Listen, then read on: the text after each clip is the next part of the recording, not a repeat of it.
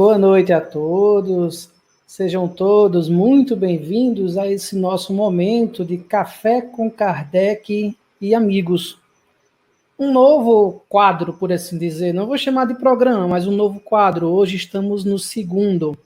Um quadro que pretende ser um bate-papo bem informal e interativo entre convidados e eu como mediador, a partir de um tema escolhido previamente. E o tema da noite de hoje, o tema da live de hoje, do vídeo, é reencarnação na Bíblia e na ciência. Todos vocês que nos acompanham ao vivo podem participar, escrevendo as suas perguntas nos chats, e em seguida que eu vou organizando e repassando para os convidados. Hoje à noite teremos dois convidados. Teremos a nossa amiga Elizabeth Diniz. Seja muito bem-vinda, Elizabeth. Boa noite. Boa noite a todos os meus irmãos da região querida do interior que eu nasci, né, que eu amo de paixão. E estou muito feliz de estar aqui em contato com vocês, porque me sinto em casa sabendo que estou falando para pessoas, né, do meu convívio, que fala a minha linguagem, que entende o que nós estamos conversando. Muito obrigada pela confiança do convite. Estou aqui ao dispor de vocês. Nós que agradecemos, Betinha. Você está aqui conosco, compartilhando o conhecimento da doutrina espírita conosco, né?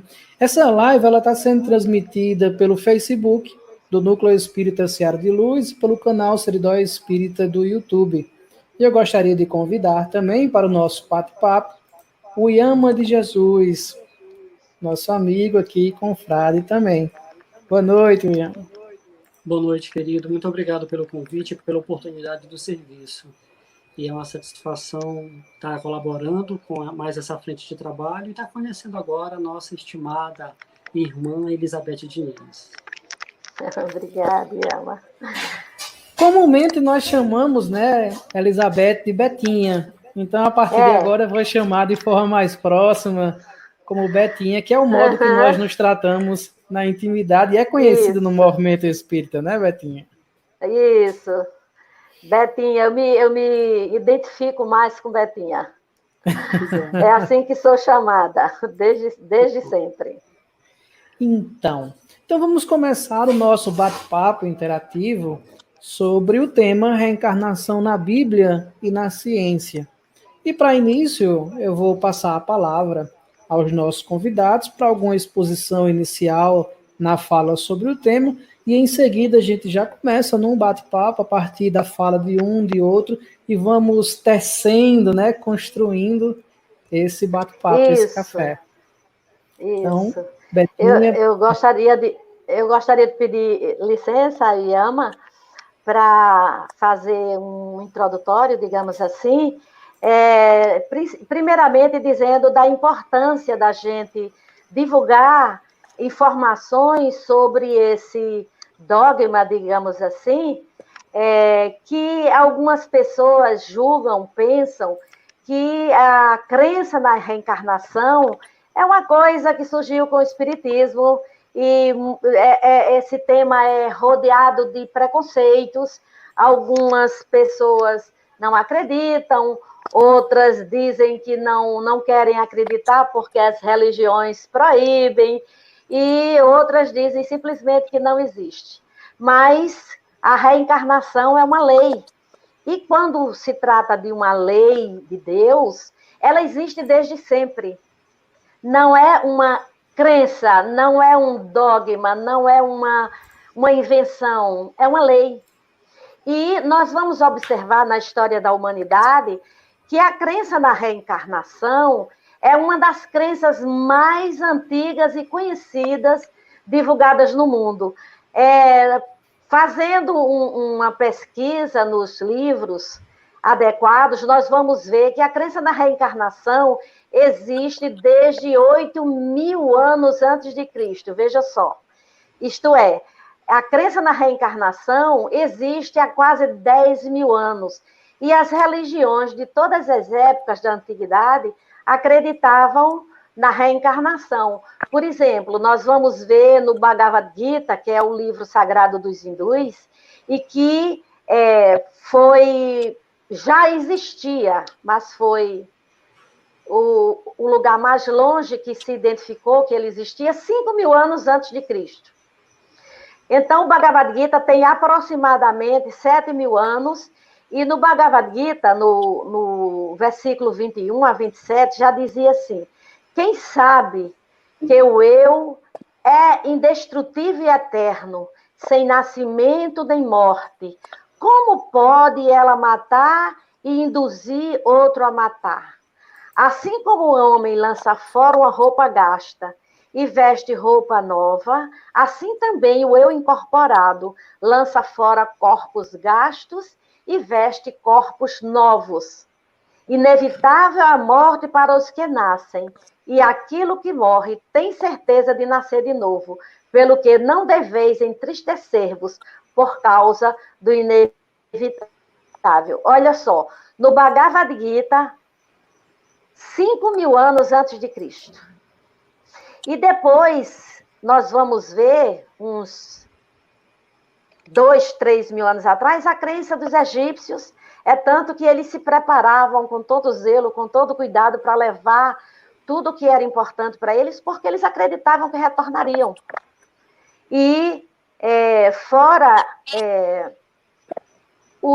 os indianos, os hindus, nós temos também o budismo, que existiu mais ou menos 500 anos antes de Cristo, que numa tradição própria deles, eles também acreditavam na reencarnação, e todos os povos da antiguidade, pelo menos os iniciados da antiguidade, acreditavam na reencarnação. Então, nós vamos conversando a partir de agora, já sabendo que a reencarnação não é uma coisa nova trazida pelo Espiritismo. É uma coisa que existiu em todas as crenças da antiguidade, desde que se inventou, vamos dizer assim, desde que foram criadas as primeiras religiões, pelo menos as religiões que são consagradas, a crença na reencarnação existia, inclusive no cristianismo primitivo. É o que nós vamos ver a partir de agora. O Yama. O Betinho vai continuar? Desculpa, eu acho que atrapalhei, Betinho. Não, eu já tinha passado a palavra para a Yama. Tá bom. Agregando o que a Betinha nos falou, é importante a gente mencionar que o povo judeu é um povo reencarnacionista. A reencarnação faz parte, é um dos elementos étnico-religiosos da tradição e da cultura judaica. E nós precisamos lembrar também que Jesus, o histórico, ele irrompeu, o Cristo irrompeu de dentro do Jesus histórico. Não havia como nós termos o Messias sem que esse Messias viesse pela nação sacerdotal.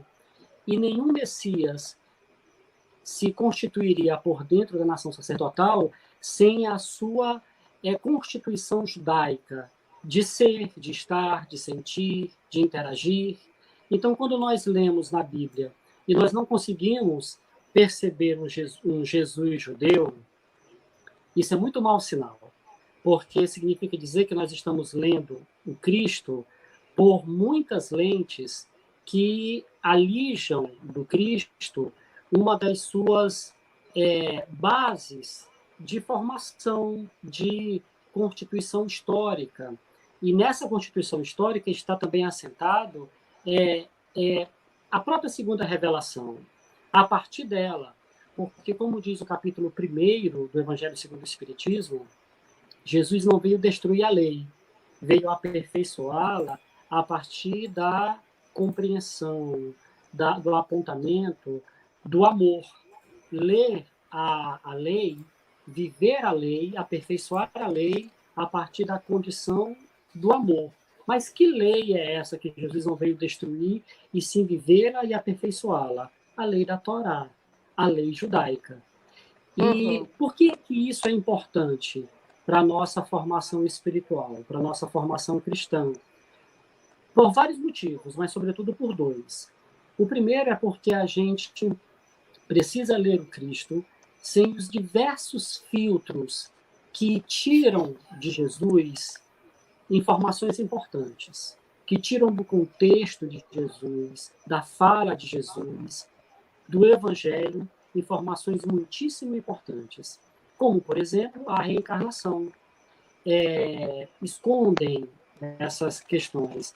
E um outro fato de nós lermos o Cristo sem esses filtros, essas camadas que retiram muita informação do contexto, fica muito mais claro algumas leituras para a gente.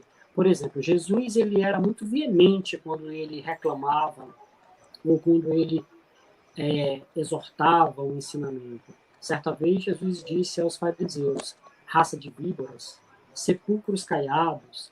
Jesus disse para Pedro de um modo muito objetivo, afasta-te de mim, Satanás. Não terás parte comigo, senão. Jesus, certa vez, mencionou a um grupo do Sinédrio, vosso pai é o senhor do mal. Então, e de nenhum modo Jesus é veemente nessa estrutura de admoestação quando a reencarnação cruza, transversaliza o contexto do ensinamento. E nós vamos ver aqui nesse bate-papo com a Betinha várias passagens pelas quais a reencarnação figura na Bíblia, no contexto dos ensinamentos do Cristo. E o fato de Jesus não fazer nenhuma admoestação, nenhuma advertência mais dura, como ele fazia em certas ocasiões, significa dizer que ele estava só escutando uma tradição que constituía a sua própria etnicidade judaica. Ele estava vendo, como, por exemplo, e nós vamos entrar nessa questão, o cego de nascença, quando os discípulos dizem, Senhor, quem assim pecou para que ele nascesse cego? Ele ou seus pais? Ora, Sim. Como ele poderia ter pecado, se não por uma outra incursão pela carne? Mas se nós vamos ler desdobradamente com a Betinha logo mais, só para concluir essa primeira fase da entrada, eu quero pegar aqui uma questão que o Wesley traz para a gente nos comentários. Mais de 2/3 das civilizações ao redor do planeta são reencarnacionistas. Mais de 2/3. Só na Ásia, só na Ásia mora 4,4 bilhões de pessoas. E na África mora 1,2 bilhões de pessoas. Todo o Oriente é reencarnacionista. E a absoluta maioria dos africanos também são. Então, entre africanos, asiáticos, o Oriente, aí, em relação às suas tradições étnicas, nós temos quase 5,7 bilhões de pessoas. Então, é bom que a gente visite os nossos paradigmas daqueles que não são reencarnacionistas e entenda que o mundo não gira em torno das concepções não reencarnacionistas. É o contrário. Os reencarnacionistas são menos de 1/3 ao redor do planeta. Mais de 2/3 das culturas éticas em relação ao transcendente é reencarnacionista. Eu quero só citar muito brevemente, para concluir essa primeira entrada de fala, quais são as religiões ao redor do mundo que são reencarnacionistas. Olha só, como a Betinha muito bem falou ainda há pouco, o cristianismo primitivo, o hinduísmo, o budismo, o taoísmo, o confucionismo, o brahmanismo, o jainismo, zoroastrismo, sikhismo, judaísmo, o islamismo, o judaísmo cristão, os judeus da Cabalá, os judeus cabalistas cristãos, os judeus ortodoxos, a Seixonoye, o Mahaísmo, o Zen budismo, a Igreja Católica Liberal, que é uma outra parte da Igreja Católica. Enfim, nós temos uma enormidade de religiões. Então, e o que é que faz de mais de 2/3 das religiões ao redor do mundo serem reencarnacionistas? O nexo histórico que as religiões têm com a criação do orbe, com a condição antropológica dos povos antes da constituição das suas etnicidades. com a trajetória histórica da vida no orbe. Então, as religiões que não levam em consideração a condição antropológica da existência da vida e das estruturas do transcendente ao longo da existência humana no planeta, as religiões que começaram de um dado momento histórico para frente e ignoram todo o passado, ignoram toda a relação com o orbe, com outros povos, com uma dimensão mais profunda do transcendente. Essas religiões, como um projeto de poder, elas não são reencarnacionistas, mas são, em verdade, a absoluta minoria, menos de 1/3 das relações com Deus e com a vida no orbe. Muito bem colocado, e abre um leque para a gente compreender que se existe a crença, essa crença é muito bem embasada, tanto devido ao fato de ser uma lei, como devido ao fato de todos os povos terem acreditado, inclusive Jesus, que, como você colocou muito bem, os hebreus eram reencarnacionistas, não sei se ainda são, não tenho essa informação, mas eles eram reencarnacionistas, eles são ainda, né? Vejam só, eu vi no livro de Jó a seguinte frase: morrendo o homem, porventura voltará a viver? Todos os dias do meu combate esperaria até que viesse a minha mudança. Então, está na Bíblia. Como o nosso tema é a reencarnação na Bíblia, eu achei interessante ir buscar na Bíblia quais são as passagens que provam, né, que atestam que era uma crença comum nas religiões antigas, principalmente os hebreus, como você falou, e que Jesus, como você bem colocou, existem algumas passagens em que Jesus se confronta com pessoas fazendo pergunta a eles com relação à reencarnação, e é como você disse, se Jesus não acreditasse, ele contestaria. Ele negaria, ele faria alguma observação e ele não faz, como é o caso de quando interrogam a ele, os dizem que ele é o Elias que haveria de vir. Se Jesus não acreditasse na reencarnação, ele teria negado, mas ele não negou. Pelo contrário, ele reafirmou que João Batista era o Elias que haveria de vir. E está em Mateus, no capítulo 17, de 10 a 13, e os seus apóstolos o interrogaram, dizendo: por que dizem então os escribas que é mistério que o Elias venha primeiro? Então, vejam só, eu paro para fazer o comentário dessa frase, porque ele diz assim: por que dizem os escribas?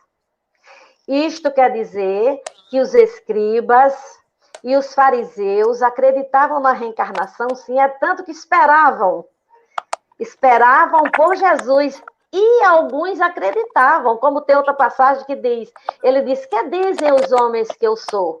E os apóstolos respondem: uns dizem que és Elias, outros que és Jeremias, ou um dos profetas.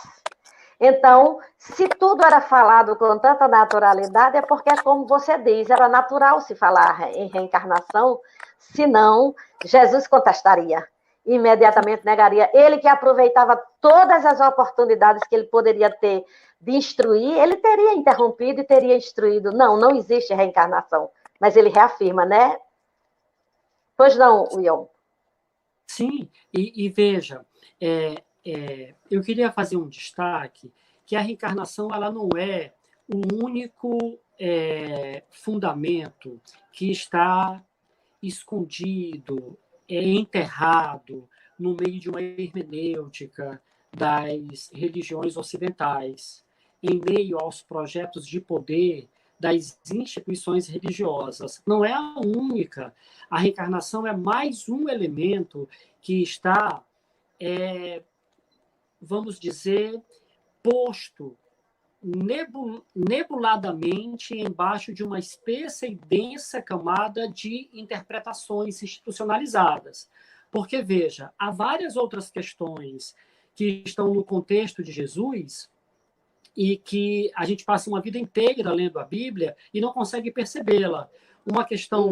Uma das questões é o seguinte: na época de Jesus, e eu não vou entrar no mérito da questão, eu vou só tocar no ponto. Então, os corações mais vigilantes não precisam se preocupar. Na época de Jesus, e até hoje, na cultura hebraica, não se faz distinção entre religião e política. Religião e política é uma coisa só. Ainda hoje, na cultura hebraica, não há distinção entre religião e política. Emmanuel, no finalzinho do prefácio de Caminho, Verdade e Vida, diz que Jesus não faz linhas divisórias entre o templo e o campo. Tudo é uma única dimensão de serviço a Deus. Então, veja que a separação entre religião e política é um projeto moderno. Ela descendeu de um pacto estabelecido entre a Igreja e o Estado que data do século XVIII para cá, para que ambos não perdessem o poder e atuassem por avenidas, dimensões diferentes e não misturáveis, para que ambos, Estado e religião, continuassem mantendo seu poder institucionalmente e que mantessem vivas as suas condições de instituição. Mas na época de Jesus, não havia, e ainda não há na cultura hebraica, me perdoe a repetição, a separação entre política e religião.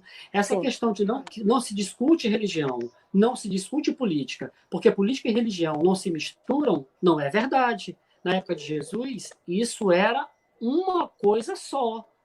Não há como gerir religiosamente uma instituição sem uma dinâmica política de interação junto aos pares, junto aos estrangeiros, junto aos impérios, junto aos processos de libertação do cativeiro. Não há organização política do Sinédrio sem uma profunda e capilarizada mistura com o Império Romano. Não há. Sim. Então, porque religião e política estão no Evangelho, só que a gente lê e não vê essa profunda junção entre religião e política, porque nós lemos através de filtros institucionais que foram postos na nossa ótica de compreender o Evangelho. Uma outra coisa que está escondida também, há um conteúdo social no Evangelho do Cristo. Esse conteúdo social tem a ver com opção preferencial pelos pobres? Não é opção preferencial pelos pobres. É uma aproximação de primazia àqueles que mais precisam. Há um lugar de destaque para o pobre, a viúva, o órfão, o estrangeiro, as minorias do Evangelho do Cristo? Há quem estava com Cristo por ocasião do estabelecimento do Sermão do Monte. Aonde está a justiça social dentro do Evangelho? A gente lê, ela está lá, mas a gente não consegue perceber, passa uma vida inteira para perceber justiça social no Evangelho. É como se o Evangelho nada tivesse a ver com justiça e muito menos com justiça social. Essa profunda ruptura na compreensão de justiça nos Evangelhos foi tirada. E quando a gente lê o Evangelho fora do contexto judaico de compreensão da vida, das interações de Deus, dos mandamentos de Deus, a gente lê não considerando o contexto judaico, então a gente lê a partir de um filtro institucional que foi posto, não é na nossa forma de olhar. Uma outra questão, por exemplo, que eu quero fechar aqui, que é mais um elemento escondido no Evangelho, a reencarnação não é o único elemento que está posto lá e que a gente não vê porque a gente não está olhando com olhos de ver o Evangelho, e sim pelos olhos de afirmação, de paradigma de compreensão das coisas do alto, que nos constituem, que nos constituíram descoladamente do contexto da tradição judaica na qual Cristo viveu e se fez o Jesus histórico. Uma outra coisa, por exemplo, Jesus foi crucificado por crime de sedição com S. O que é um crime de sedição? É um crime de agitação política. Até que ponto Jesus incomodou politicamente? Se Jesus fosse de situação, ele teria sido crucificado? Jesus foi crucificado por um crime de sedição. Até que ponto? A gente olha o Evangelho, lê o Evangelho e não consegue ver questões vinculadas a essa temática. Não é o nosso foco, mas eu quero apontar aqui 2 livros.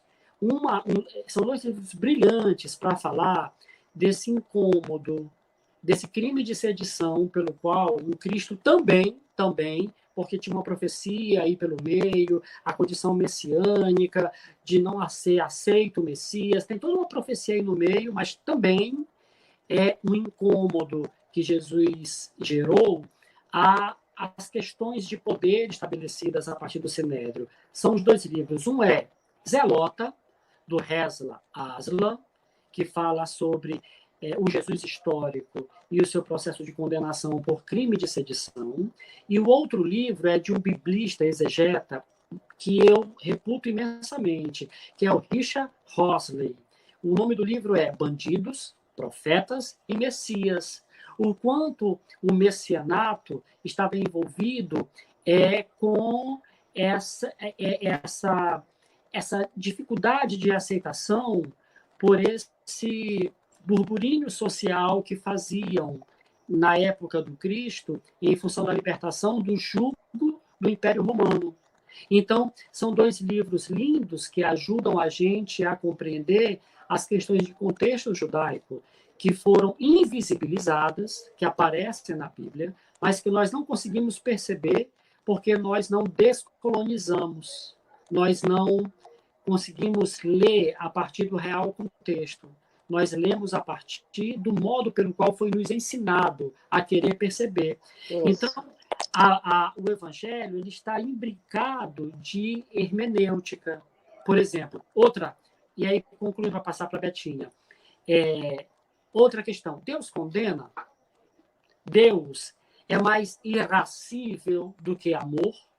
No que implica o fato de Deus ser amor e ser menos ira? Existe diferença?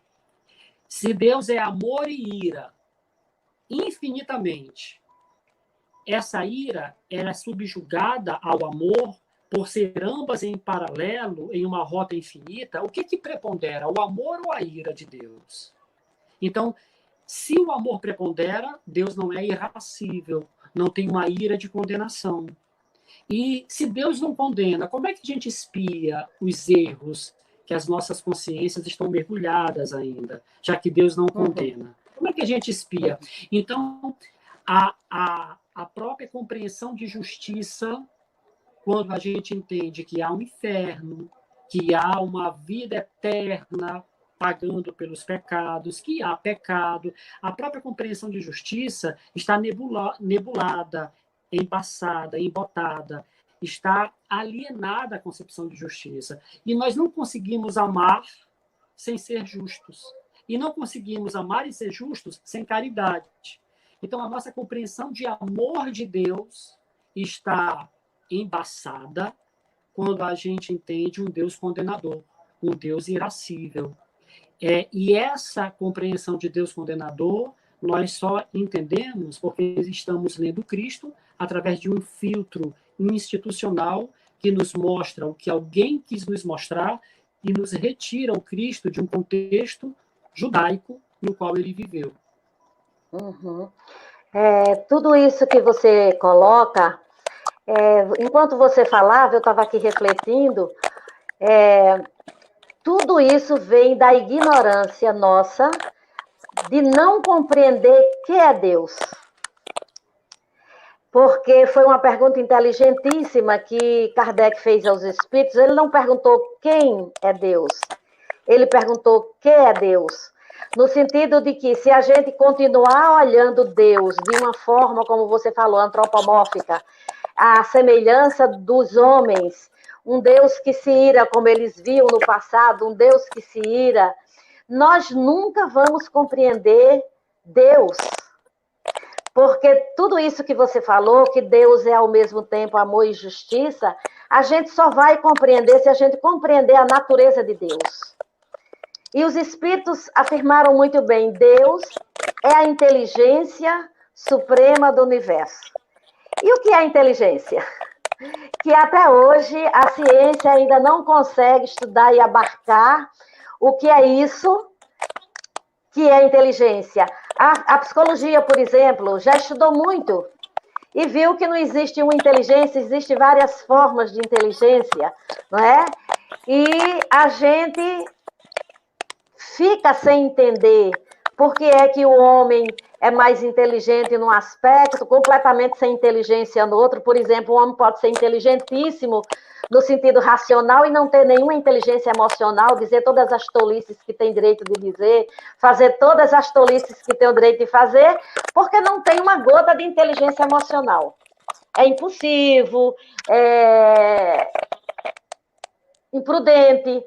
E para a gente compreender o que é inteligência e depois compreender por que é que Deus é a inteligência suprema do universo, aí nós vamos entender que a inteligência nossa não está circunscrita ao cérebro, não está circunscrita aos aprendizados que nós fazemos nessa vida atual.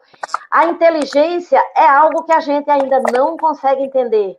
Nós não conseguimos ainda entender como é que um ser que foi criado vai aos poucos amealhando experiências, somando experiências através de processos antropomórficos, no sentido de, no sentido de ir de vida em vida, adquirindo conhecimentos, adquirindo experiências, adquirindo saberes, ao mesmo tempo que herda conhecimentos, instintos de sua raça, de sua espécie, e isso tudo num processo de individuação, formando o nosso eu, que é a nossa inteligência. Agora, compreendendo isso, nós compreenderíamos como é a inteligência de Deus? Não.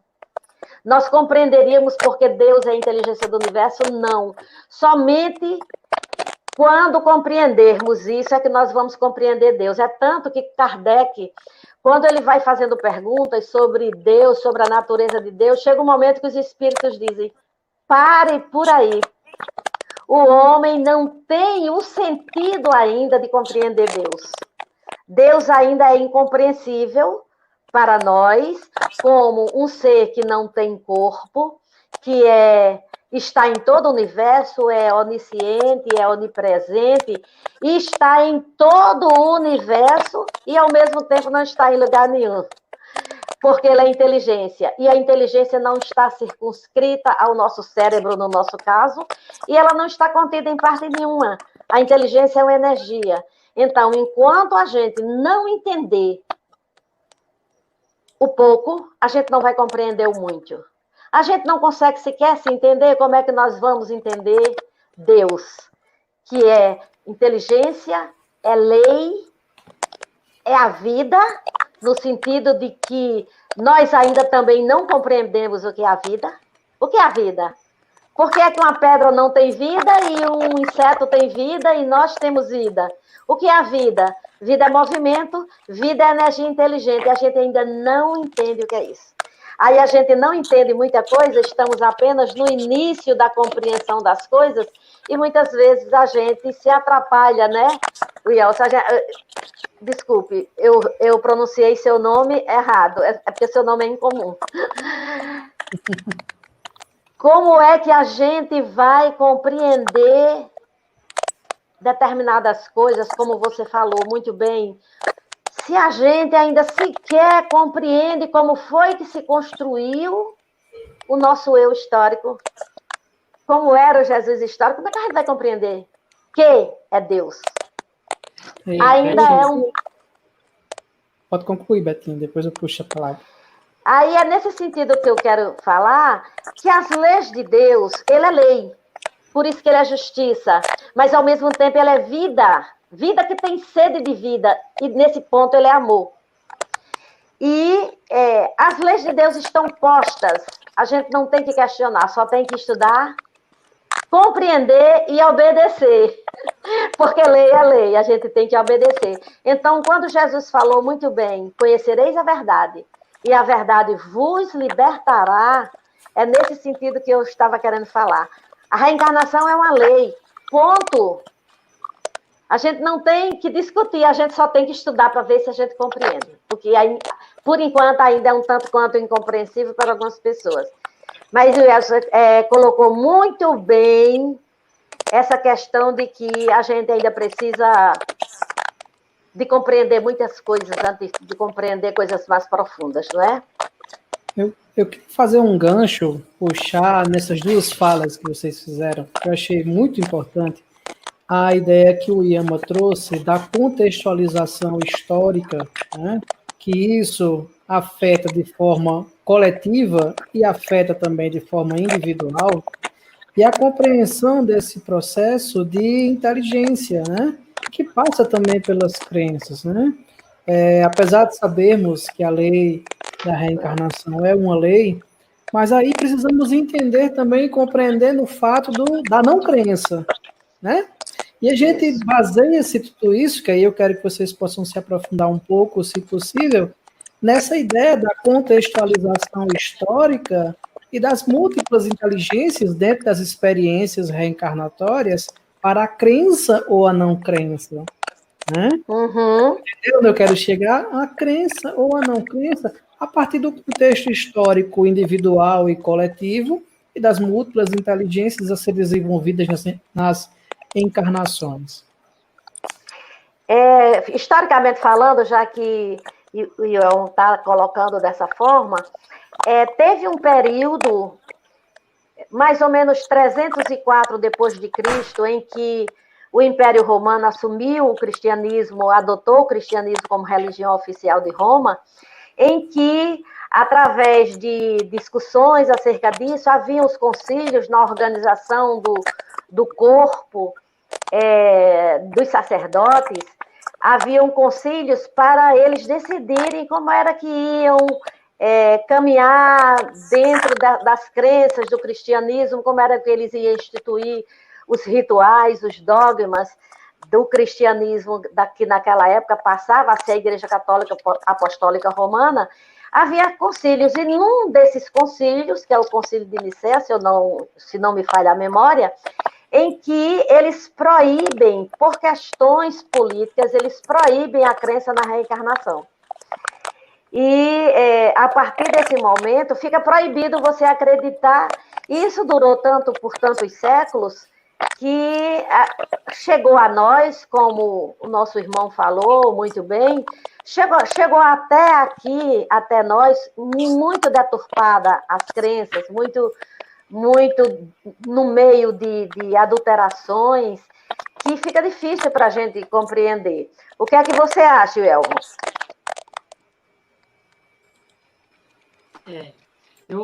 Muito bem, Elizabeth, é por essa linha mesmo. Eu penso que a crença ela é muitíssimo perigosa. Toda crença é muito perigosa, porque a crença ela não é originalmente base de fé. Como é que no judaísmo, como é que os nossos irmãos, quem abre a codificação espírita é um espírito israelita. O espírito israelita abre a codificação para Kardec. Então, há uma estreita relação que a gente vai vendo das bases da codificação com algo que é mais próximo da fonte. Então, não é que o judaísmo seja uma referência de verdade. Não há verdade absoluta. Há muitas verdades no judaísmo, mas ir ao encontro da tradição judaica nos leva para mais próximo da fonte. Obviamente, essa fonte, enquanto caminho, verdade e vida, é Jesus. Mas indo na direção da lei judaica, da concepção de vida judaica, a gente consegue ir percebendo com mais veemência os filtros pelos quais nos constituíram, em grande parte, a nossa base de formação espiritual. Por exemplo, fé. Fé, numa concepção judaica e dos espíritos superiores, tem a ver com 4 elementos fundantes, com vários, mas especialmente com 4. Fidelidade, confiança, conhecimento e vivência. É assim que os espíritos nos apresentam fé no Evangelho segundo o Espiritismo. E veja que, em momento nenhum, nem a tradição judaica, e nem os espíritos superiores colocam crença enquanto elemento qualificador de fé. Então, todas as vezes que nós cremos nisso, cremos naquilo, daquilo outro, desse jeito, na ressurreição dessa forma, cremos naquilo, nós não estamos dentro de uma profissão de fé muito mais próxima da fonte. Nós estamos em cima de uma hermenêutica, de um modo de compreensão de como um entendimento se mostra a partir de uma verdade que se quer, que se constituiu verdade a partir de um dado projeto. Então, eu acho que todas as vezes que a crença entra em campo, compromete-se as bases estruturantes da fé. Porque fidelidade e confiança, conhecimento e vivência e qualificação da vivência tem muito pouco a ver com crença. Por exemplo, Tiago, no capítulo 2, no versículo 19, salvo engano, Tiago diz assim: vós credes em Deus, os daimons, os gênios do mal, os espíritos inveterados no mal, também creem e estremecem. Tiago diz na sua epístola que não há nenhum diferencial qualitativo de formação de fé o crer, porque o crer é uma vinculação institucional de defesa, de afinidade, de sinergia, de filiação teórica. O crer não tem a ver efetivamente com uma profunda relação de conhecimento, de obediência, de resignação, de conferir a vontade do Pai acima da sua própria, de requalificar as suas condições de compreensão da vida e de vivência à luz dos ensinamentos do Cristo. Mas essa é uma outra discussão. O que eu queria pontuar aqui também é que em João 3:8, o evangelista diz assim: o Espírito sopra onde quer. Isso. O Espírito sopra onde quer. E a Betinha muito bem nos traz a questão 10 do Livro dos Espíritos, que corrobora com essa perspectiva de Deus. Quando Kardec pergunta: que é Deus? Pode o homem compreender a natureza íntima de Deus? Aí os Espíritos dizem: não pode o homem, na condição encarnada, compreender a totalidade de Deus. Falta-lhes um sentido. Então, veja, a gente precisa desconfiar muitíssimo em profissões de fé que colocaram Deus no cânone e colocaram o cânone embaixo do braço. E disse: olha, Deus sente assim. Deus é assim. Deus condena desse jeito. Deus pensa assim. O homem não pode entender a natureza de Deus e os quereres de Deus. É importante que as religiões deixem Deus ser Deus. E há um limite na condição humana de entender Deus na totalidade. Então, dizer: olha, Deus condena sim, por isso e aquilo outro, e apontar na Bíblia essas razões, essas justificações de condenação. Quanto mais a gente acredita que Deus condena, menos a gente entende bulhufas do que seja o ato de amar. É por isso que Jesus afirmava que Deus é vivo. Deus é vivo, e onde tem vida, tem movimento, tem transformações, tem progresso, né? Então, quando as religiões traçam dogmas e estabelecem o que é certo, o que é errado, o que é a conduta, em que você deve crer, em que você não deve crer, está cometendo um crime contra a vida, no sentido de tudo que é vivo está em movimento.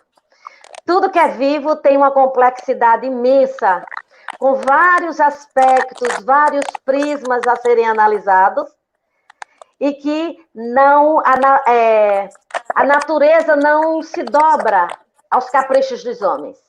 A natureza não se adapta aos caprichos dos homens. A natureza é o que é. Betinha, em Mateus, Jesus faz uma vinculação direta em relação a isso que a Betinha está dizendo. Mateus 5:20, Jesus diz assim aos escribas, fariseus e doutores da lei.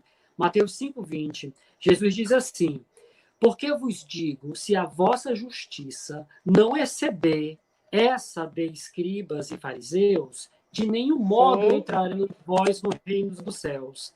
Então, vamos lá. olha só, no que é que a nossa justiça é diferente daquela justiça judaica que tinha compreendido equivocadamente o amor de Deus? No que é que a nossa justiça é diferente? No que é que a gente olha para Deus? Por exemplo, a gente sabe, pela penúltima lei das leis morais, que é a lei de sociedade, lei de adoração, lei de sociedade, lei de conservação, lei de destruição, lei de igualdade, a lei de justiça, amor e caridade, a lei de liberdade e a lei de perfeição moral, na terceira parte do Livro dos Espíritos. A penúltima lei, a antepenúltima lei, que vai concluindo todas as demais, é a lei de justiça, amor e caridade. E os Espíritos nos dizem algo infindo, diz, olha, não há amor sem justiça. Como é que Deus deflagra a sua justiça? A partir de um profundo ato de amor. Porque não há amor sem justiça, não há justiça sem amor. E não há amor e justiça sem caridade. E não há caridade sem amor e justiça. E os Espíritos revelam, na antepenúltima lei das leis morais, na terceira parte do Livro dos Espíritos, que para Deus não há justiça sem amor e sem caridade. Não são três leis, é uma única lei eterna, universal, que tem uma tríade que intersecciona-se, que é amor, justiça e caridade. É impossível pensar na justiça aos olhos da direção, não da compreensão de Deus, aos olhos na direção das coisas do alto, é impossível entender justiça, viver justiça sem amor, sem misericórdia. E é impossível viver amor de Deus sem a justa medida das condições que nos fazem melhorar em nível, em qualidade de consciência. E é impossível viver esse amor de Deus e essa interpelação da justiça divina sem um profundo ato de caridade da parte de Deus e dos irmãos que nos cercam e dos contextos de vida e das possibilidades que nós amealhamos no espírito e de uma profusão de elementos que nos chamam à caridade e que nos mostram a caridade. Então, quando a gente acha que Deus condena, nós estamos no jardim da infância para trás em relação à compreensão do amor de Deus. Nós não podemos entender Deus na totalidade, mas nós podemos imaginar que seja Deus na direção dos seus atributos. Os atributos não revelam Deus, indicam a direção. Por exemplo, digamos que a Betinha vai viajar para Natal. E aí ela esteja no seridó, visita da família, vai viajar para Natal. Tem uma comadre minha em Natal. Aí daí eu digo, Ninha, eu estou mandando um envelope com o teu documento pela Betinha. Como é? Aí ela diz, como é a Betinha? Eu vou dar os atributos da Betinha. Olha, a Betinha, ela é alta, branca, bonita, tem um sorriso radiante, ela está vestida com uma blusa marrom, e aí eu dou os atributos. Os atributos da Betinha fazem com que a minha comadre identifique a Betinha na descida do ônibus. Vai lá, você é a Betinha, amiga do Yama, você trouxe o documento para mim. Pelos atributos, ela sabe de que se trata, mas ela não conhece a Betinha. A questão 13 do Livro dos Espíritos nos mostra os atributos de Deus. Então, dá para entender que Deus é soberanamente bom, perfeito, justo, misericordioso, imaterial, eterno. A questão nos apresenta os atributos de Deus. Então, vamos lá, para concluir aqui essa reflexão. Se a gente não qualifica a nossa compreensão de justiça pelos atributos de Deus que os benfeitores nos informam, significa dizer que o nosso sistema, a nossa compreensão de justiça, em absolutamente nada nos qualifica para amar, em absolutamente nada nos aproxima da direção do que seja amor na direção do Pai. Jesus, nos falando do reino dos céus e nos falando de Deus, coloca um filho pródigo, coloca um outro filho invejoso, é a parábola dos dois filhos, não é a parábola do filho pródigo, Jesus é a parábola do filho pródigo, mas dá para a gente ter profundas lições no perfil identitário do outro filho, que nos fala muito mais do que o filho pródigo, que é invejoso, enfim. Mas vamos lá. Então, quando Jesus nos apresenta Deus, ele nos apresenta um pai que perde a compostura, e que vai correndo, solta as sandálias e dá um profundo abraço de acolhimento num filho que o execrou, que na cultura judaica disse: eu prefiro tu morto do que vivo, porque se tu tivesse morto, eu já teria a parte que me cabe da herança. Por que tu não morres? Como tu não morres, dá aqui a parte que me cabe da herança. É assim que um judeu entende o seu filho, que lhe pede em vida a parte que lhe cabe da herança, que exige essa parte. Como é que Jesus apresenta Deus? Aquele pai que vai, depois do filho ter dilapidado a vida, a saúde, os bens, as posses do pai, os talentos, aquele filho que comeu com porcos, literalmente, que ele volta da erraticidade, Deus vai lá e dá um profundo abraço de pai, e o acolhe num profundo abraço, e chora, e ri, e dá uma festa para receber o filho. Esse é Deus que Jesus apresenta. Então, se a nossa compreensão de justiça não é diferente da compreensão de justiça de escribas e fariseus, que apresentam Deus irascível, condenador, de penas eternas, é porque nós nada aprendemos do que seja amar. Quanto mais duro o coração de quem não ama, mais esse coração de quem não ama entende e acolhe um Deus condenador. E quanto mais abrando, manso, humilde, quanto mais próximo dos ensinamentos de Jesus está um coração de quem ama, mais difícil é para esse coração entender um Deus condenador. Se Deus não condena, como é que nós espiamos, pagamos a nós os nossos erros? Como é que nós nos reconstruímos intelectualmente e moralmente? Aí é nesse sentido que eu sou de uma família evangélica e quando eu conheci o Espiritismo, que eu comecei a ler e estudar, me tirou todas as dúvidas que eu tinha tido na minha adolescência com relação à religião. Porque, sendo de uma família evangélica, eu fui criada com aquela crença de Deus, como eles acreditam, com aquela crença de que existe inferno eterno, né? De que se eu me comportasse de forma errada, iria para o inferno eterno. E muitas vezes eu era curiosa, eu ficava me perguntando como é que Deus e sendo pai, condena um filho ao inferno eterno. E eu me fazia essas perguntas, né? E hoje, conversando com você, nós podemos, a partir de tudo isso que você colocou, exatamente ver na reencarnação, na lei da reencarnação, um pai que dá ao filho quantas chances ele necessitar para ele crescer.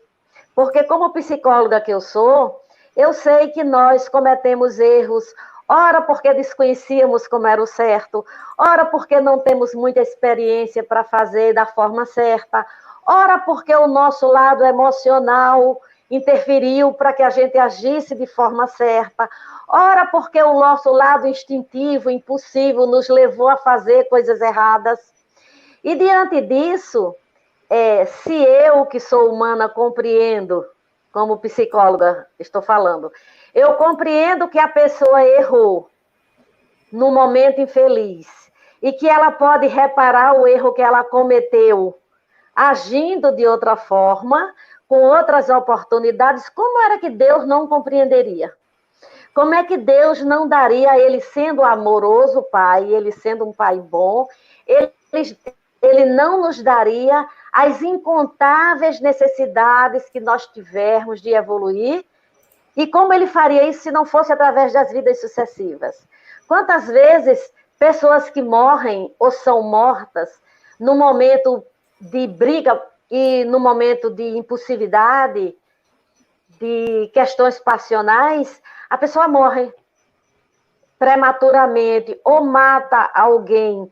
Como essa pessoa iria para o inferno eterno? Então, onde estaria a bondade divina? Que condenaria um filho seu por toda a eternidade por um erro que ele cometeu num momento de impulso. Eram essas questões que eu me fazia. Tô vendo que você quer falar, Alisson. Vou só concluir. Eram essas as dúvidas que eu tinha e que o Espiritismo me esclareceu muito bem. Deus nos dá quantas chances a gente precisar, através da lei da reencarnação. Eu gostaria, nesse momento, a gente falou bastante da reencarnação na Bíblia, né? E a partir desse momento eu gostaria de puxar também para que a gente agora pudesse entrar na segunda parte, que é na ciência. Né? Sim, sim. Porque afinal, né, a Bíblia, são dois temas que às vezes as pessoas têm dificuldade de se aprofundar, porque dizem não encontrar na Bíblia a reencarnação.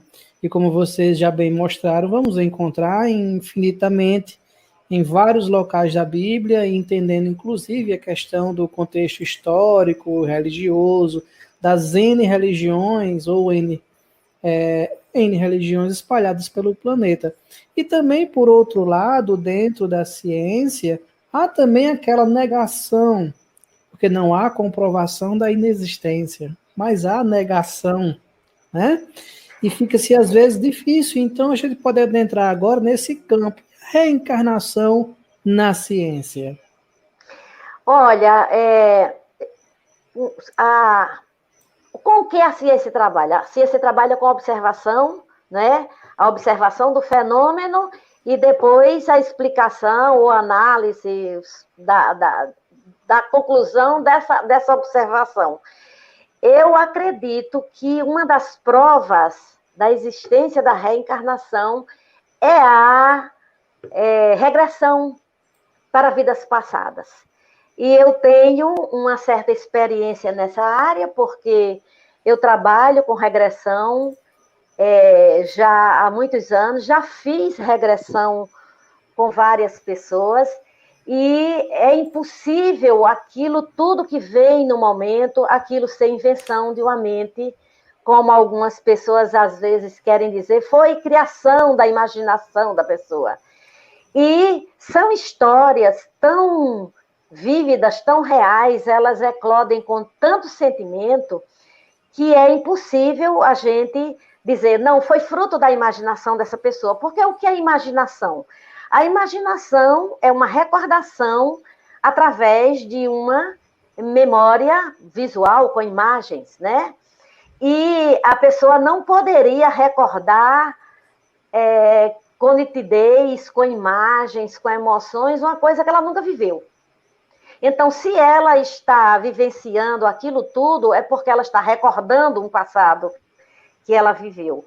Mas, se só ver e observar essas inúmeras pessoas com que eu fiz regressão, e eu conheci muitas histórias interessantíssimas, não sei se posso colocar alguma, se a ética me permite colocar alguma, mas eu posso colocar vagamente, sem citar nomes. Diz a ética que contando como é que diz? Contando o milagre sem contar o santo, pode. Então, por exemplo, eu recebi um senhor espírita que ele, devido a uma síndrome de pânico que ele tinha, ele já tinha feito outros tratamentos e ele desejava fazer uma regressão. E eu fiz uma regressão com ele. Ele teve a vivência, ele não teve só a lembrança, ele teve a vivência. Ele chorava, ele ria durante o processo de regressão, e ele lembrou-se, a primeira vida que ele viu, ele lembrou que ele estava no Egito, e ele descrevia tudo, roupa, como era, e ele era o engenheiro de uma daquelas pirâmides. E ele era cruel com aqueles escravos, ele era bastante firme com aqueles escravos, exigia deles trabalhos extenuantes e tudo mais. E depois ele pula para a vida seguinte, onde ele nasce como escravo. Olha só, como era que uma pessoa teria imaginação para inventar tudo isso? Ele reencarna como escravo, e ele vê que nessa vida em que ele nasce como escravo, depois de sofrer muito, ele morre esmagado por uma daquelas pedras. E nesse dia a regressão terminou, na outra semana ele voltou para continuar o processo, e nós fizemos regressão de novo com ele, e ele viu que na outra vida que ele teve, ele estava no Muro das Lamentações como um mendigo, em Jerusalém.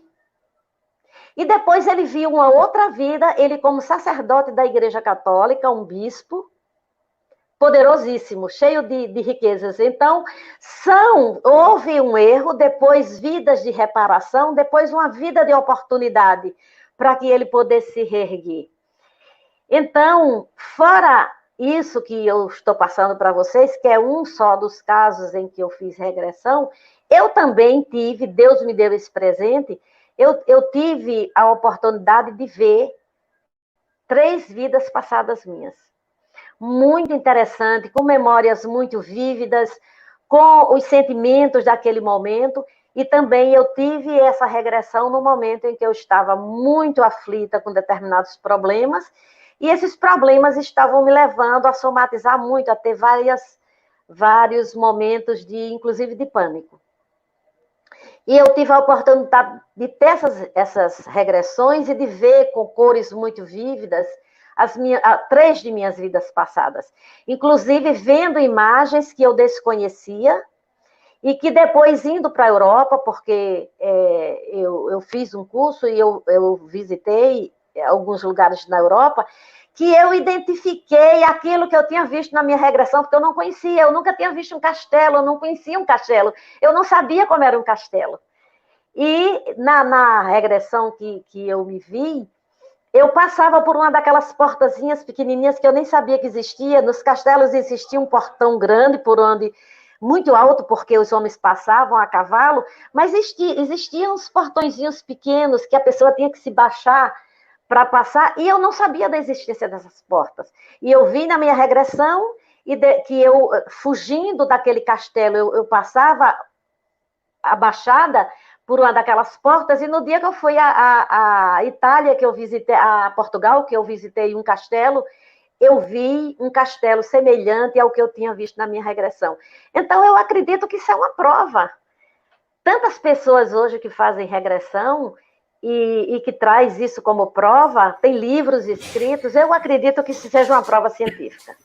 A TVP, né? Deixar para o nome para o pessoal, a terapia de vivências passadas é sim um dos requisitos que a gente coloca como prova da ciência, né? Eu estou aqui com 2 livros, antes disso eu vou até recomendar para o pessoal e passo a palavra para o Yama. Aí eu habilito novamente aqui seu microfone, Yama, que eu estou habilitando, desabilitando para melhorar o áudio para nós, né? E tem um livro muito interessante, deixa eu me colocar aqui em tela inteira, que é A Reencarnação na Bíblia e na Ciência, de José Reis Chaves. É um livro muito bom. E um livro também do amigo Jomar Moraes, que esteve conosco no café passado, também intitulado Reencarnação, Evidências, Dúvidas e Controvérsias em torno de uma Crença Universal.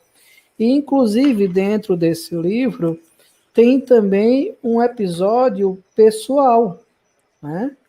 Um episódio dele, da sua vivência de lembrar uma vida passada. Então, eu recomendo essa leitura desses 2 livros. Esse de João Maia é bem mais fácil de encontrar, né, no próprio site lá do Sapiens, a editora é Sapiens, e a gente pode conseguir esse livro. Então, é um dos pontos de terapias, né? Terapias de vivências passadas na ciência. E eu vou abrir agora para o Yama, que deve trazer também outras situações. Yama, pronto, seu microfone está aberto. Eu queria pedir perdão para vocês, para poder voltar um pouquinho, para que a gente feche a questão da Bíblia. Por favor, me perdoem aí a Fique à vontade, fique à vontade. Em Mateus 23, de 35 a 32, Jesus conversando com alguns sacerdotes do Sinédrio. Eu vou repetir mais essa repetição inócua aqui, porque o pessoal pode acessar depois o vídeo e pode ir tomando nota pelo vídeo que vai ficar gravado. É Mateus 23, de 35 a 36. Jesus conversando com alguns sacerdotes, diz categoricamente aos sacerdotes que eles eram responsáveis pelo sangue de Zacarias, filho de Baraquias, a quem mataste entre o templo e o altar. Em verdade, eu vos digo que tudo isso virá sobre essa geração. de vocês. Então, nessa ocasião, Jesus estava responsabilizando alguns sacerdotes diretamente pela morte de Zacarias, filho de Baraquias, que tinha existido há muito tempo atrás.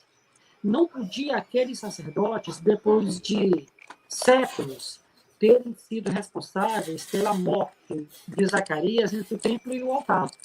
Jesus falava com quem? Jesus responsabilizava por que aqueles espíritos. Jesus estava sendo injusto com aqueles espíritos.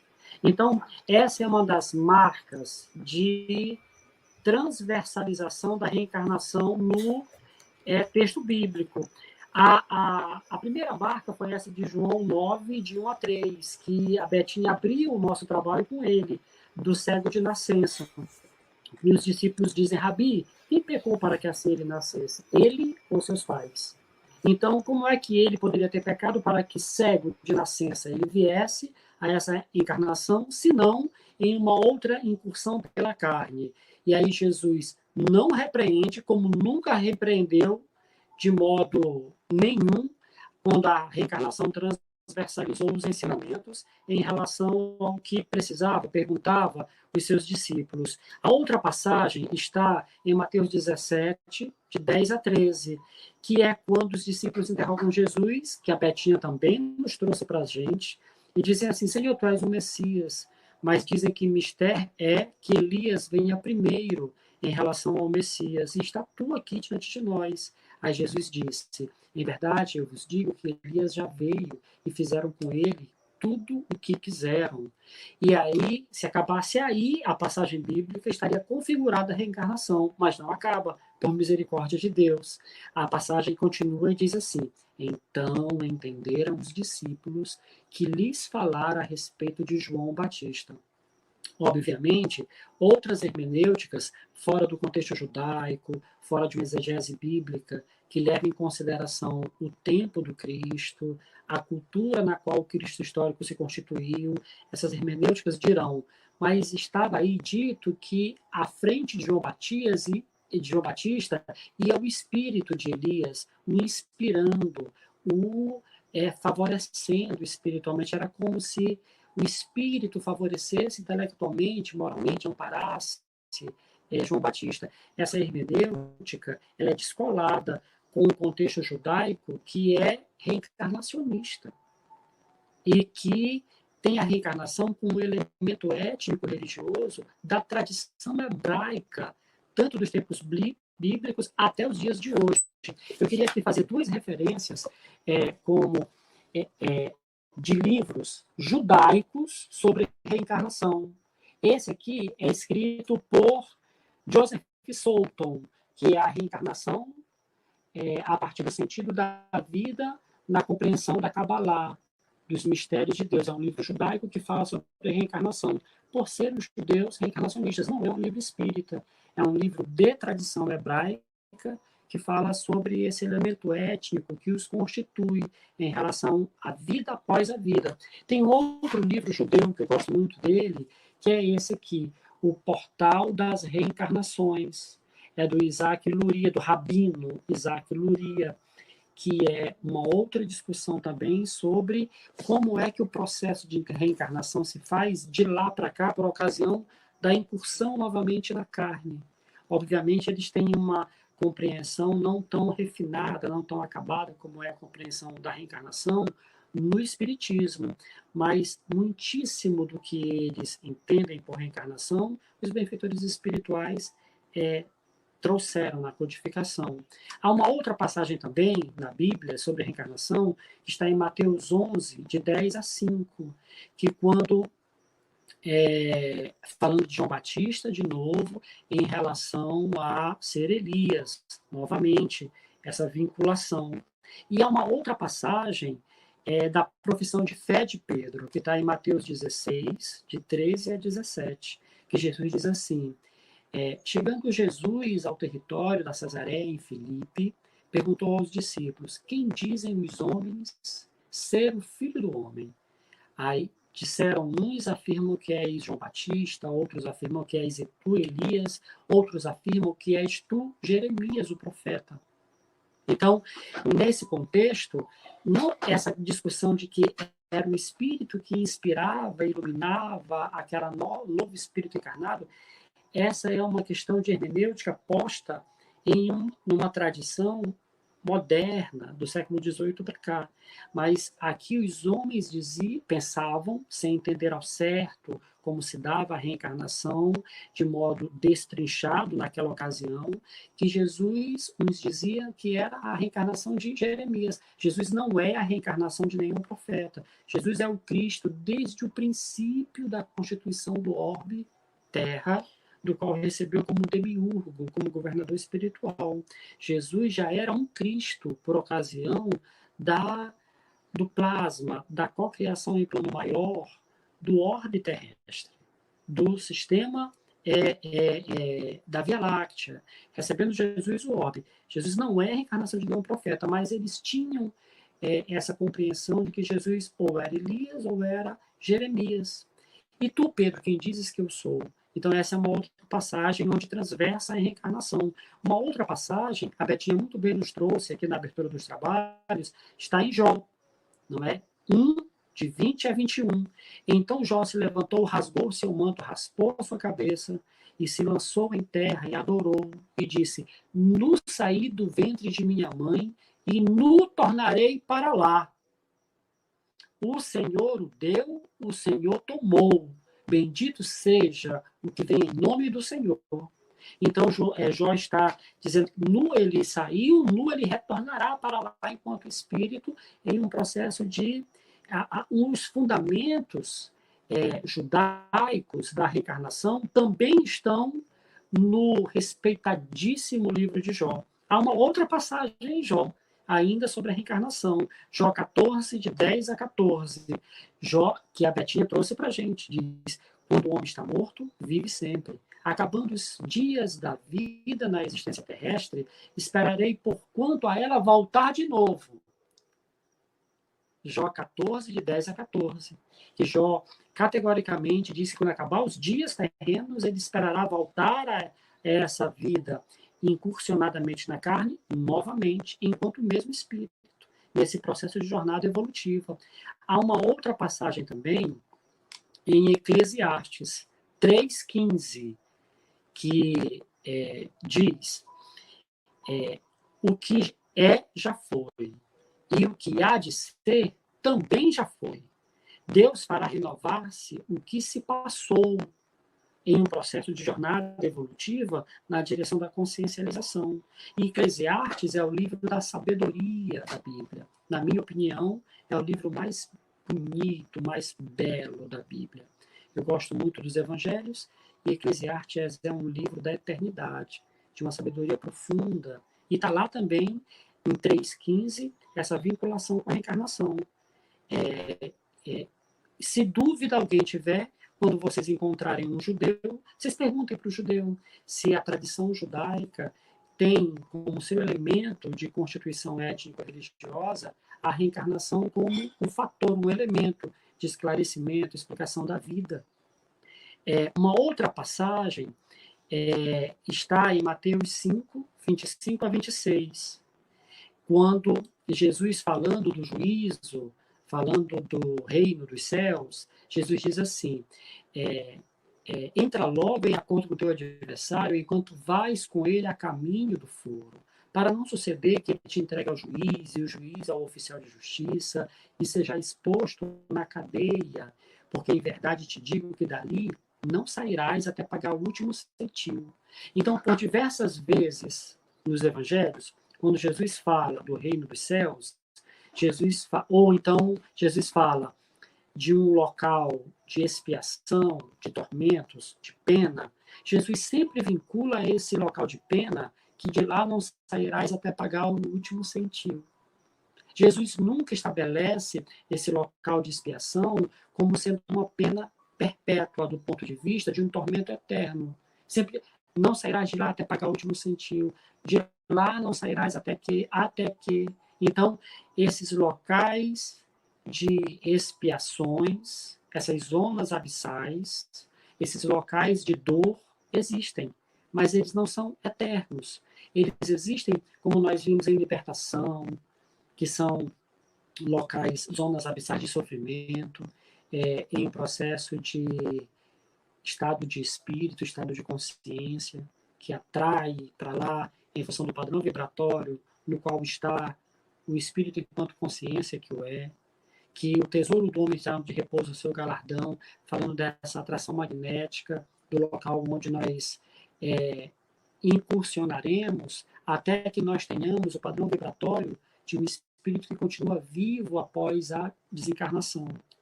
Não a morte, o corpo morre, mas o espírito não, e nós não somos o corpo. Então, nós não morremos, desencarnamos.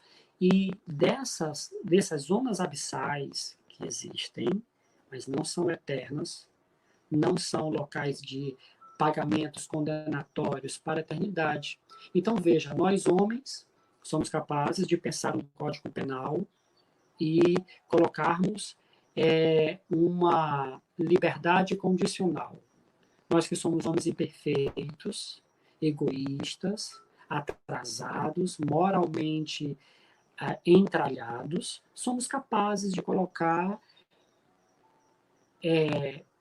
liberdade provisória, liberdade condicional. E Deus, que é soberanamente puro, bom, justo e perfeito, puro amor, pleno em misericórdia, não saberia, como nós atrasados, colocar um elemento condicional de libertação. Então, é algo que a gente precisa pensar. Como é que nós damos conta disso? E Deus não. Porque afronta-se o espírito, peca-se contra o espírito. Aí Jesus disse, ora, quem dentre vós, o filho pedindo um pão, seria capaz de entregar-lhes uma pedra? E quem dentre vós deitaria uma serpente no leito de repouso do filho? Vós que sois maus, sabeis dar coisas boas aos vossos filhos, não saberia então Deus, nosso Pai, que está no céu? Então veja que não há como Deus ser a nossa imagem e semelhança. É em glória a tentativa de fazer de Deus a nossa própria imagem e semelhança. E cânones, hermenêuticas, interpretações institucionais fizeram de Deus a nossa imagem e semelhança. Entenderam que totalizaram, fecharam Deus dentro de um modo de compreensão e defendem o que Deus sente e faz na totalidade do que seja Deus. Isso é um equívoco. Deus é puro amor. Sendo Deus puro amor, não há como Deus amar menos ou de modo irascível, ainda pior que a sua criatura. Não é nós, por exemplo, quando é difícil isso, dizem que trabalhador espírita não pode dar exemplo de si mesmo, dizem, né? Às vezes a gente não tem condição de não dar. Eu sou paraense, e uma vez eu levei o meu filho, que hoje tem 21 anos, na ocasião eu tinha 11, para o Círio de Nazaré. O Círio de Nazaré reúne 4 milhões de pessoas numa procissão só. É a terceira maior procissão religiosa da América Latina. Então, o meu menino, ele queria soltar, eu estava segurando a mão dele, 4 milhões de pessoas numa procissão. Aí ele queria soltar a mão. E eu segurava a mão dele, ele queria soltar a mão, eu segurava a mão dele. Ele disse, papai, me solta, eu sou rapaz, eu sou homem já. Se meu filho, se eu te perder, eu não te acho aqui tão fácil. Eu não vou soltar tua mão. Papai, me solta, me solta. E aí ele puxava a mão, e aí numa dessas ele conseguiu se puxar. Foi uma fração de segundos para ele tirar a mão da minha e eu perder o Kalel naquela procissão, naquele mar de gente. E aí eu perdi o Kalel, me deu um desespero na alma, uma agonia profunda. E eu comecei a gritar na procissão, Kalel, Kalel. E ele começou a dizer, papai, papai. E eu escutei para onde ele estava. E aí eu levei uma meia hora para andar uma questão de 7 metros, no meio daquele mar de gente. E aí, quando eu cheguei perto dele, aí ele se jogou no meu colo. Aí ele tremia profundamente. Aí daí ele olhou para mim e disse, papai, o senhor pode me bater, papai, o senhor pode me bater, porque o senhor disse para eu não soltar a sua mão. E eu fui e soltei, o senhor pode me bater, o senhor pode me bater. Nós que somos maus, imperfeitos, egoístas, impuros, espírito de terceira ordem, sabemos abraçar profundamente um filho dizendo, meu filho, para que eu vou te bater? Eu estou contigo no colo. Tu estás comigo agora. Tu estás com teu pai, protegido agora. Nós sabemos dar coisas boas aos nossos filhos. Deus, que é soberanamente puro, pleno e todo amor, condena a eternidade. Como pode alguém que passou 70, 80 anos errando, espiar e não passa 80 anos errando? É impossível alguém ter 70 anos ininterrupto de uma existência em pleno e contínuo erro? É impossível. Como é que alguém que errou 70 anos passará a eternidade espiando uma culpa da qual passou 70 anos? É preciso ser um espírito muito rude, de uma incapacidade profunda de compreender o que é amar, para aceitar essa racionalidade de uma pena eterna para um crime de 70 anos, para uma vida de erro que não foi em 70 anos. Não estamos dizendo aqui aos nossos irmãos que nos acompanham em direto e que depois virá que não há penas, que não há gozos, que não há necessidade de expiação. Não estamos dizendo isso aqui. Essas necessidades de expiação existem, nós só estamos querendo dizer que elas acontecem sobre um outro paradigma de justiça, eivada de pleno amor, misericórdia. E por fim, eu queria citar aqui Jó 35, 6, 8, que Jó diz assim: se pecares, que danos fará tu a Deus? Jó dizendo que as iniquidades que nós multiplicamos equivocadamente vida fora não alcançam Deus, não fazem mal para Deus. Somos nós impossíveis de atingir Deus. E aqui nessa passagem de Jó 35, 6, 8, existe o epicentro, o centro da síntese de que Deus não perdoa. Deus não perdoa porque Deus não se magoa. Deus não se irrita. Então é impossível que Deus perdoe aquilo que não o afrontou. E toda essa figuração que Jesus coloca, perdoar os nossos pecados assim como nós perdoamos, é para atrelar. Olha, o perdão de Deus só será merecido por vós se vós conseguires perdoar o teu irmão. Está condicionado em padrão vibratório o perdão que tu precisas, a condição de concessão do teu perdão em relação ao teu irmão. Então, essa questão, há uma profunda compreensão dos espíritos superiores, que Deus não perdoa pelo fato de que nós não conseguirmos, nem que quiséssemos, afrontar, magoar, alcançar o imo de Deus com os nossos infantis, efêmeros, equivocados erros. Nós não pecamos contra Deus, nós pecamos, transgredimos em relação a nós mesmos. Nós comprometemos o nosso padrão vibratório, estacionamos, nós encrudecemos o processo de consciencialização e atentamos contra a nossa própria evolução, contra a própria centelha divina que há em sua necessidade de evolução dentro de nós. E é isso que nós precisamos entender, que nós precisamos expiar, reparar, ajustar, redignificar a consciência, porque não é contra Deus que a gente transgride, que a gente peca. É contra uma lei que favorece, que só faz bem, que está no imo das nossas consciências, dentro de nós mesmos. Antes de alcançarmos a Deus, nós afrontamos o nosso próprio padrão vibratório. É contra ele que nós precisamos enfrentar processos de reparação, processos profundos de reparação.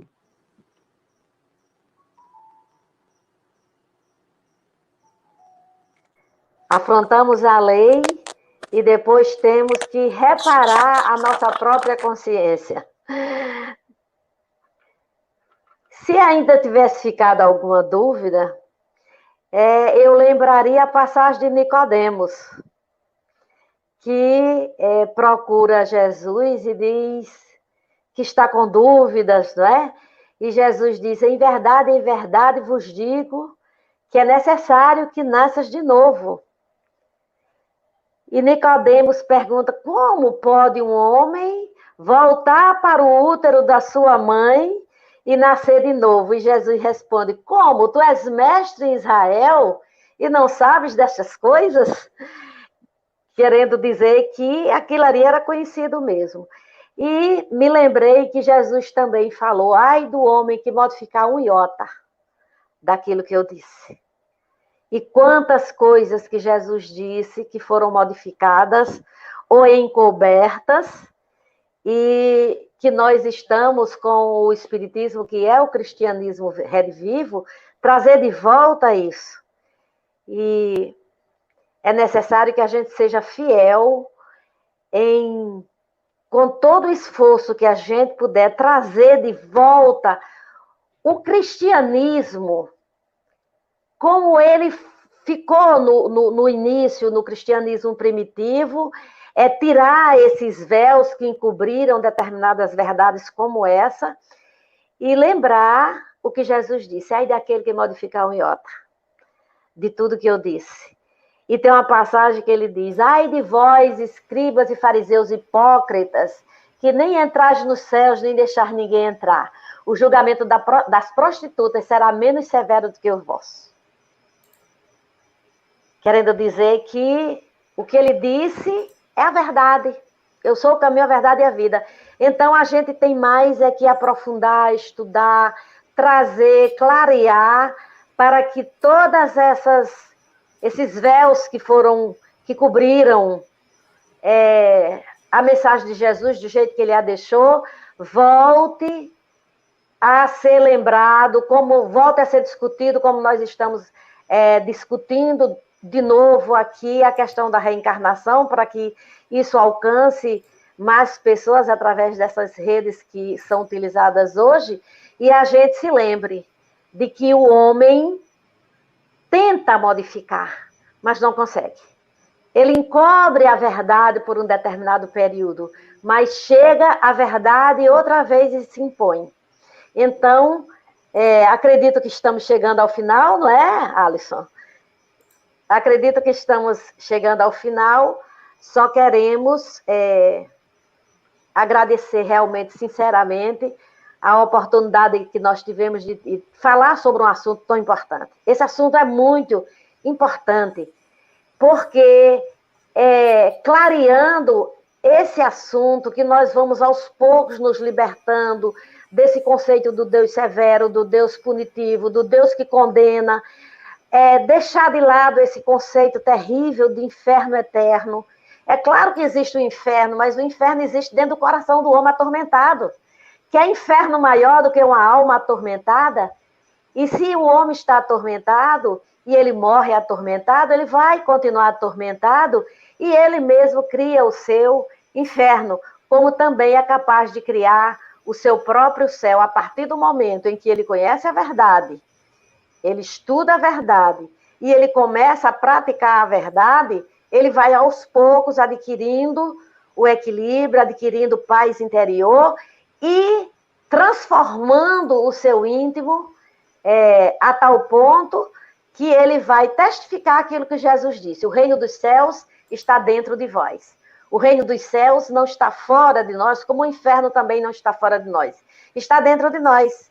Inferno, quando estamos atormentados por dúvidas, por conflitos, por tormentos íntimos, e céu, quando nós nos apacentamos, né? Apacentamos o nosso coração através do estudo e da compreensão de Deus e das leis de Deus. Nós vamos aos poucos acalmando o nosso íntimo, nós vamos apacentando a mente, apacentando o coração e criando dentro de nós o céu que Jesus nos prometeu, que não está fora de nós, está dentro de nós. Deixa eu habilitar o seu microfone, Oyama. Pronto.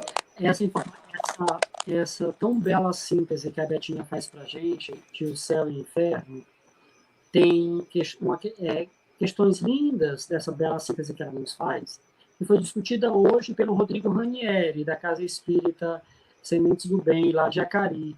Ele tem um trabalho belíssimo sobre discussão, um bate-papo sobre o céu e o inferno, a obra de Kardec. E hoje o ponto da discussão, está no Facebook dele o vídeo, foi sobre inferno. Então, o estudo que o Rodrigo desdobrou hoje é uma extensão dessa tão bela síntese que a Betinha faz para a gente. Por fim, eu queria, para não dizer que não falei das flores, apontar um livro do Ian Stevenson, um médico. Ele nem é espiritualista, ele é um médico pesquisador O título do livro é 20 casos sugestivos de reencarnação. Ele catalogou ao longo de 40 anos mais de 2.000 casos. Ele chegou à reencarnação por uma inquietação científica, estudando experiências de quase morte. As pessoas voltavam de experiências de quase morte com lembranças, ou então pessoas que não tinham habilidade nenhuma de cantar, de reclamar, de tocar. Quando ele estava fazendo os procedimentos médicos, as pessoas entravam em uma espécie de choque e as pessoas começavam a cantar sem aula, sem técnica, e aquilo incomodou, inquietou muito ele. Pegou alguma dessas lembranças e foi vendo alguns outros colegas médicos que tinham experiências muito parecidas. Então, a pessoa nunca tinha ido numa região X dos Estados Unidos. Não tinha nessa encarnação nenhuma relação com nada de tais cidades. E elas voltavam com um pensamento, com uma ideia, com uma casa, com um endereço, com uma vida em relação a tais lugares. O que ele fazia? Ele saía da sua cidade, ia no lugar onde essas pessoas diziam ter existido e falava com vizinhos, com pessoas mais idosas, sobre aquela família que morou com tal nome, e aí ele ia encontrando os rastros dessas pessoas, ele ia encontrando a vida dessas pessoas, quantos eram, a composição familiar, e aí ele checava com outras famílias, com outras pessoas, e ele ia juntando, ia comprovando informações que ele recebia de pacientes que voltavam com lembranças de experiência de quase morte, mas ele só ia atrás de lembranças relativas a lugares nos quais essas pessoas nunca tinham ido naquele caminho. E nenhuma relação parental tinha com aqueles contextos. E aí ele ficou mais de 2.000 casos, separou 20 desses casos e apresentou esses casos numa obra chamada 20 casos sugestivos de reencarnação, do Ian Stevenson. Ele não é espiritualista, ele não é espírita, ele é um pesquisador incomodado com essas lembranças de vidas pregressas que foi atrás dessas histórias, catalogou-as e publicou uma obra que é um clássico em relação a essa especificidade de EQM, experiência de quase morte, que é o retorno com lembranças de vidas outras. É uma obra belíssima, científica, passou por um comitê científico, é uma obra que não é ficção, é uma obra científica posta, e várias outras obras, né, que a gente pode citar aqui, mas essa é uma das que eu mais gosto, pelo fato de o autor não ser sequer espiritualista. Há algumas outras. Por exemplo, há um médico, há um físico indiano chamado Abhi Goswami. Ele escreveu um livro belíssimo chamado A Física da Alma. Ele mostra esse processo de consciência que não reside no corpo. Ele faz experiências com essas consciências e apresenta casos dessas consciências que independem do corpo. Por exemplo, ele conta nessa obra que um paciente chegou com uma profunda de um acidente e ele foi atendido, e depois que ele saiu do coma, a enfermeira passou na porta, ele chamou a enfermeira e disse: "Ei, vem cá, cadê a minha prótese?" Ela disse: "Como assim?" "Eu cheguei aqui, a senhora tirou a minha prótese dentária e a senhora guardou num carrinho de rodinha perto de mim. A senhora tem a minha prótese, cadê a minha prótese?" E aí ele chegou em coma profundo no hospital. Ele não tinha condição nenhuma de ter visto aquilo. Então ele vai trabalhando esse processo de consciência emanada do corpo, chama-se A Física da Alma. Um livro de um físico que discute consciências e vidas pré-vida. Não é? Existe um outro livro belíssimo chamado Provas Científicas da Sobrevivência da Alma. É um livro antigo, de 78. Também é uma coletânea de artigos de médicos que escreveram, coordenados por Frederick Zollner, e discute essa existência à luz de lembranças de incursões passadas, de existências passadas. É um livro que é agradabilíssimo, científico, técnico, mas muito agradável. Um outro livro chamado Terapias de Vidas Passadas, da Judy Hall, que traz um pouco dessa experiência que a Betinha trouxe para a gente. Ela é terapeuta e ela traz alguns casos de vidas passadas e vai batendo essas impossibilidades de relação, de invenção. Ela vai discutindo isso. Há um livro do Carl Miller, um alemão cético, que escreveu Reencarnação Baseada em Fatos. É um livro de 78, Reencarnação Baseada em Fatos, do Carl Miller. Há mais 2 outros que eu queria citar, do Ayrton Campos, de 83, de terapias através do transe e regressão de memória. Traz um pouco do que a Betinha discutiu aqui para a gente também.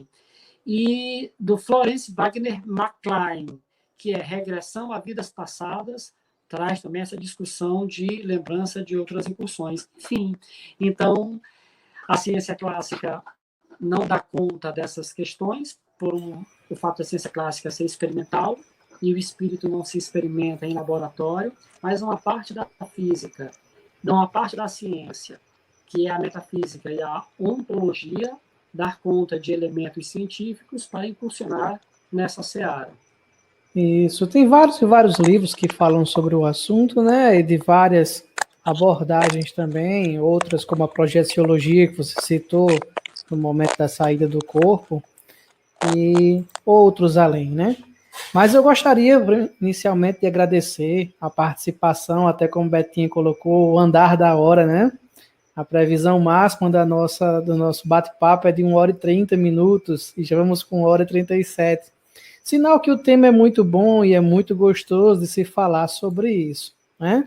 Antes de concluir, eu gostaria só de aproveitar um minutinho para fazer a divulgação, né, as nossas lives. Amanhã a gente tem uma live com a Anunciada Oliveira, e o próximo tema do próximo segunda-feira do Café com Kardec e Amigos, que será morte, começo ou fim, né? Em breve estaremos divulgando os participantes, já temos confirmados Valdir Júnior, da Federação Espírita do Rio Grande do Norte, e em seguida estamos aguardando, surpresa, a confirmação dos demais participantes. Então, vou liberar aqui o microfone de vocês também.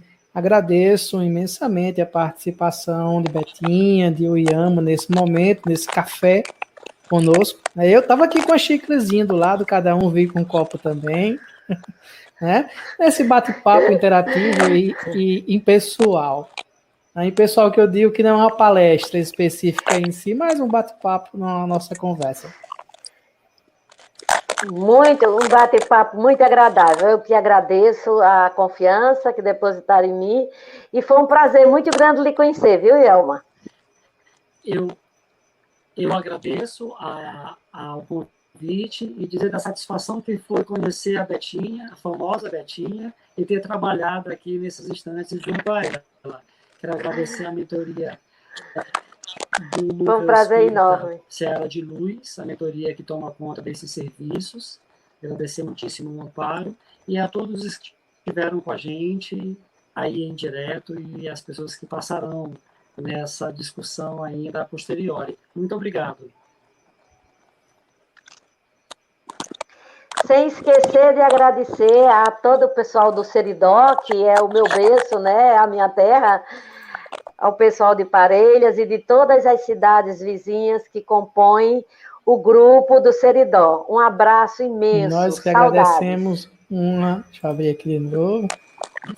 Agradecer, Alisson, por esse valoroso serviço que ele tem prestado junto com a equipe que o auxilia nessa aproximação de corações espíritas em torno da nossa doutrina luz. Muito obrigado, Alisson, e que Deus ilumine esse teu trabalho. Eu que agradeço a oportunidade de trabalho, de estar aqui aprendendo e enriquecendo cada vez mais nossas almas junto com vocês. Bom, um abraço a todos, um abraço a todos que estão em casa também. Abraço. Fiquem com Deus. Tchau, tchau. Tchau.